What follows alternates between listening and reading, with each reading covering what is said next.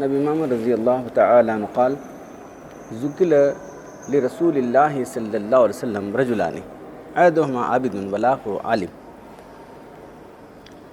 وقال رسول اللہ صلی اللہ علیہ وسلم فضل العالم للعابد كفضل ادناکم ثم قال رسول اللہ صلی اللہ علیہ وسلم ان اللہ وملائکته واهل السماوات واهل الارض حتى النملة في جحرها حتى الحوت یصلون علی معلم الناس الخیر۔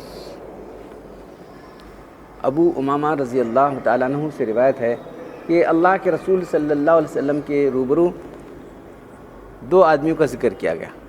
دوسرے حدیث میں آتا ہے کہ بنی اسرائیل کے تھے، ایک اس میں عابد تھا، دوسرا عالم تھا۔ ایک عابد تھا، دوسرا عالم تھا۔ تو آپ صلی اللہ علیہ وسلم نے فرمایا کہ عالم کی فضیلت ایسی ہے جیسے میری فضیلت ایک ادنا امتی پر ہے۔ عالم کی فضیلت جو ہے ایسی ہے گویا کہ میری فضیلت ایک ادنا امتی پر ہے۔ کتنی فضیلت دیکھ رہے ہیں آپ۔ پھر آپ صلی اللہ علیہ وسلم نے فرمایا کہ بے شک اللہ تبارک و تعالیٰ اس کے فرشتے ان اللہ و ملائکۃ آتا نا قرآن کی آیت، بے شک اللہ تعالیٰ فرشتے، پھر اس کے بعد اہل السماوات واہل الارض، زمین کے رہنے والے، آسمانوں کے رہنے والے، یہاں تک کہ جو ہے بلوں کے اندر چونٹیاں اور پانی کے اندر کی مچھلیاں، جو عالم دین کی باتیں بتا رہا ہے، خیر کی باتیں بتا رہا ہے، اس کے لیے دعا خیر کرتی رہتی۔ تو کل بھی آپ کے سامنے علم کی، علماء کی فضیلت آئی تھی کہ جو ہے یہ لوگ جو ہے علماء جو اصل میں علماء ربانی ہیں، انبیاء کرام کے وارث ہیں۔ عالم کی فضیلت عابد پر اس طرح جیسے کہ 14ویں کے چاند کی فضیلت سارے ستاروں پر۔ وہاں بھی حدیث میں آتا ہے ان اللہ، وہاں جو ہے زمین آسمان کی ساری چیزیں جو ہے اس کے لیے دعا خیر کر دیں۔ لیستغفر من فی السماوات من فی الارض، یہاں یصلون کا لفظ آ رہا ہے، صلات بھیجتے ہیں اس پر۔ یہ دیکھو ایک عالم دین جو واقعی عالم ربانی ہے اس کے لیے، جو انبیاء کرام کا وارث ہے اس کی فضیلت ہے۔ تو بہرحال جو ہے یہاں اللہ کے رسول کے سامنے دو آدمیوں کا ذکر کیا گیا۔ ایک عابد تھا، تو عابد رات بھر نمازیں پڑھتا، دن روزے رکھتا تھا مسلسل، یعنی کبھی بھی کوئی بھی رکھ سکتا ہے، کبھی بھی رات کی بھی جاگتا ہے، یعنی مسلسل جو ہے ہر رات نماز پڑھ رہا ہے، ہر دن روزے رکھ رہا ہے، ایسا آدمی ایک ہے۔ اور ایک ایسا آدمی ہے جو ضرورت جتنی فرض عبادتیں کر رہا ہو، نہیں کر کے نہیں، عالم جو ہے عبادت چھوڑ کے بیٹھا ہے ویسا نہیں ہے، اور عابد کو بھی تھوڑا علم رکھنا ضروری ہے عبادت کے مطابق، عبادت ادا کرنے کے لیے جتنا علم اس کو بھی ہے، لیکن یہ جو ہے دین کا علم حاصل کر کے لوگوں کو سکھا رہا ہے، لوگوں کو جو ہے دین کی باتیں بتا رہا ہے، یہ بہت بڑا درجہ ہے۔ تو یہ انبیاء کرام کا کام تھا۔ تو انبیاء کرام کو ڈائریکٹ آتا تھا، ہم کو انڈائریکٹ آ گیا، انڈائریکٹ آ گیا، جو وہی جو آ گئی ہے اس کو بنی بنائی چیز ہم کو مل گئی علماء کو۔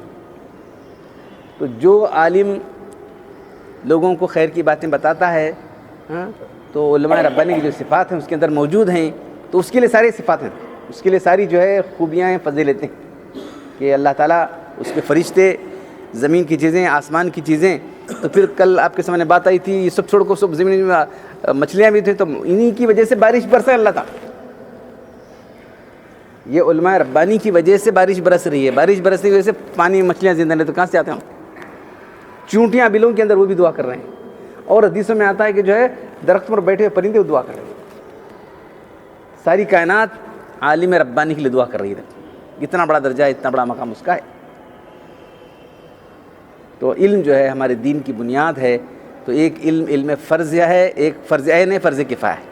ساری باتوں کے اندر فرض ہے، سنت ہے، واجب ہے، نفل ہے، سب ہے، لیکن علم کے صرف فرض ہی فرض، جو علم ہم کو حاصل ایک آدمی کے لیے ضروری ہے، فرض عین ہے، اس سے بڑھ کر فرض کفایہ۔ علم ہی عمل کا امام ہے، کیسا عمل کریں گے وہ بغیر علم کیا کرے گا آدمی؟ آج سارے اختلافات، ساری گمراہیوں کی بنیاد کیا ہے؟ جہالت، علم نہ ہونے کی وجہ سے۔ تو لوگ جو پھنسے ہوئے ہیں، مختلف فرقوں میں پھنسے ہوئے ہیں، مختلف گمراہیوں میں پھنسے ہوئے ہیں، سب نہیں جاننے کی وجہ سے ہے۔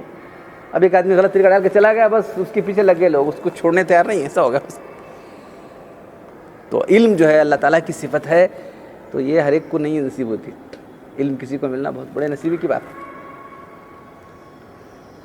تو اللہ اس سے پہلے حدیث آپ کے سامنے ہی، اللہ سے بھلائی کراتا ہے، اس کو دین کی سمجھ عطا فرما دیتا، اللہ تبارک تعالیٰ سے بھلائی کراتا کرتا ہے۔ تو ہم کریں، دیکھو بھی ہم تو لا کے آپ کے سامنے رکھ رہے ہیں بات، اللہ کے لیے بولے کہ میں تو صرف تقسیم کرنے والا ہوں، انما انا قاسم واللہ یؤتی، اللہ ہی دینے والا ہے تم کو، سمجھ دینے والا اللہ ہے۔ تو یہ جو مجلس ہے ہماری، اس کو آپ معمولی مت سمجھیں، یہ قرآن کی تشریحات حدیث رسول ہے جو روز آپ کے سامنے آ رہی، جو مستند شرح کاتب بولتے ہیں، کاتب کون بلا جانا، یہ دیکھو کون کیا لکھے ہیں، جو بڑے بڑے محدثین تھے، حدیث کے لکھنے والے، شرح لکھنے والے سب بڑے بڑے محدثین ہی ہیں۔ اس میں آدمی جو ہے حدیث کا ترجمہ غلط کرے یا الٹی سیدھی بات بولے تو کل اللہ کے پاس گرفت ہوگی ہماری۔ تو بہت دیکھ کر سمجھ کر ہم آپ کے سامنے بات رکھ رہے ہیں، تو جو ہے اس کو معمولی مت سمجھے، کیا بیٹھے نہیں بیٹھے چلتا رہو، سب لوگ ایسے سمجھے۔ علم کا بہت بڑا ذریعہ قرآن تو سمجھنا ہے، اب قرآن کی تشریحات اللہ کے لوگ سمجھائیں، وہی آپ کے سامنے آ رہا ہے، تو قرآن کی دونوں کا آ گیا، نچوڑ آ گیا۔ یہ مجلس جو ہے بالکل چھوٹی بھی ہے، مختصر ہے، لیکن بہت اہم ہے۔ تو علم کی مجلس جو ہے، اللہ کے رسول جو ہے 2 مجلسوں کو دیکھے، کچھ لوگ دعا کرتے بیٹھے تھے، کچھ لوگ علم سیکھ رہے تھے، جا کے آپ اس مسجد میں بیٹھ گئے۔ ایک حدیث میں آتا ہوں میں معلم بنا کر بھیجا گیا ہوں، جا کے وہاں بیٹھ گیا ہوں۔ یہ دیکھو، تو کچھ لوگوں نے دیکھا ہے بس نمازیں پڑھ رہا ہے آتا نہیں، پورا ختم ہے، بالکل مسافہ کرتا ہے، ہوتا تب کرا لے کیا کرتا۔ علم کو سیکھو، جانو، علم ہماری دین کی بنیاد ہے۔ تو اللہ تعالیٰ مجھے آپ سب لوگوں کو دین کا علم حاصل کرنے اور عمل کرنے کی توفیق عطا فرمائے۔ الحمدللہ رب العالمین والصلاة والسلام علی رسول الکریم۔ ربنا آتنا فی الدنیا حسنۃ وفی الآخرۃ حسنۃ وقنا عذاب النار۔ ربنا ظلمنا انفسنا وإن لم تغفر لنا وترحمنا لنكونن من الخاسرین۔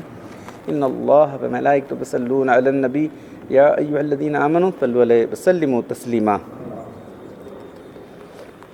سبحان ربک رب العزة عما یصفون، سلام علی المرسلین والحمد للہ رب العالمین۔